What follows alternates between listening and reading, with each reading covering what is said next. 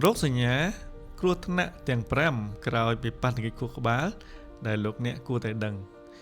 ទី1បាត់បង់ស្មារតីភ្លាមឬក៏វង្វេងស្មារតីក្រោយពេលប៉ះទង្គិចទី2អាចមានអាការៈឈឺក្បាលខ្លាំងឬក៏វិលមុខខ្លាំងទី3អាចទន់ផ្នែកណាមួយនៃរាងកាយដូចជាដៃជើងមុខជាដើមទី4មានអាការៈក្អួតច្រើនដងហើយជាប់គ្នាទី5មានសញ្ញាបាក់ឆ្អឹងរលាក្បាល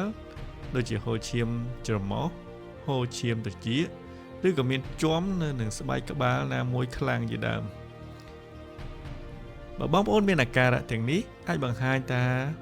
អាចមានឈាមឬក៏កកឈាមនៅខាងក្នុងខួរក្បាល